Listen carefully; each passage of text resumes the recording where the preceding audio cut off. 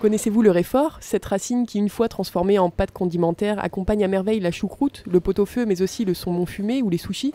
La seule entreprise qui en produit au niveau national se trouve en Alsace. Elle a vu le jour il y a bientôt 60 ans. Refelsa veut dire Réfort d'Alsace. Refelsa a été créé en 1956 à Mittesheim. Ici, Mittesheim, c'est la capitale du Réfort en France. Et la société Refelsa a été créée par des agriculteurs, la famille Urban, qui a géré la société pendant une quarantaine d'années avant de la céder à mon père, Ernest Rothman, qui l'a racheté en 1997. Aujourd'hui, l'entreprise produit quelques 150 tonnes de réfort annuellement, en transformant 100 à 150 tonnes de racines, cultivées par 15 agriculteurs situés dans un rayon d'une douzaine de kilomètres autour de l'usine. Ceux-ci sont regroupés au sein de la coopérative Alsa Réfort. Dans les meilleures années, autour des années 2000, les producteurs étaient une trentaine. Mais avec la reprise des fermes par la jeune génération, certains ont délaissé cette culture au profit d'autres plus mécanisées. Néanmoins, les surfaces restent inchangées, entre 15 et 18 hectares au total. Sur l'exploitation, donc mon grand-père a commencé la culture du réfort sur notre ferme en 1957. Refalsa a été fondé en 1956, donc il était un des premiers à livrer du réfort à Refalsa. Et Mittesheim comptait je crois une dizaine de producteurs et c'était de toutes petites surfaces, quelques rangées en bout de champ.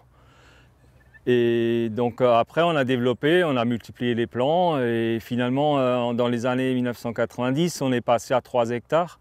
Mon père avait déjà 3 hectares de réfort et là on a baissé de nouveau en surface à 2 hectares parce que la ferme, c'est une ferme laitière, donc on a beaucoup de travail avec les vaches laitières et le réfort demande quand même de la main-d'œuvre familiale et aussi on embauche des saisonniers pour le nettoyage.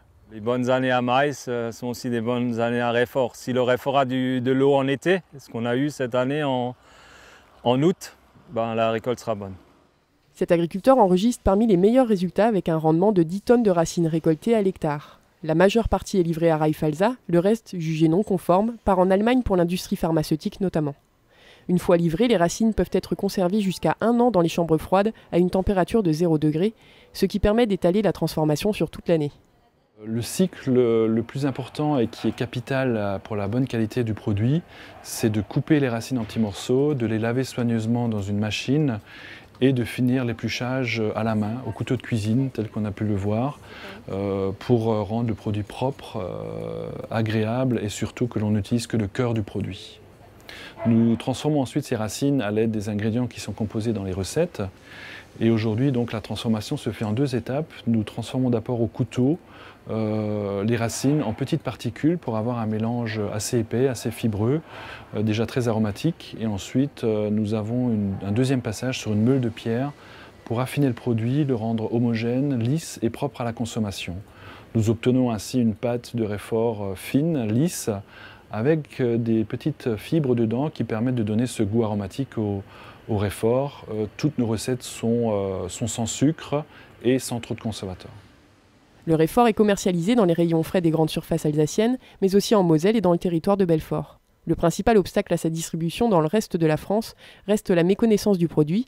Du coup, il y a 3 ans, la société a mis au point une recette de wasabi, un produit identifié par l'ensemble des consommateurs. Car peu de gens le savent, mais l'ingrédient principal du wasabi japonais, même fabriqué là-bas, est le réfort. Et effectivement, nous avons créé cette recette-là puisque le réfort n'est pas assez connu. Quand on parle du réfort à un Français de Navarre, il nous répond « est-ce que c'est du fromage ?»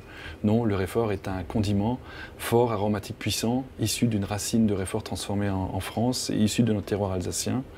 Et nous tirons ensuite le parallèle avec le wasabi puisque le marketing était bien abouti au bout du wasabi sur la cuisine asiatique et la cuisine japonaise en général. Dans les années 2000, Reifalsa a fait l'acquisition de la moutarderie à Lelor et a rapatrié l'unité de production à Mittesheim. Aujourd'hui, quelques 1000 tonnes de moutarde douce sont produites sur le site.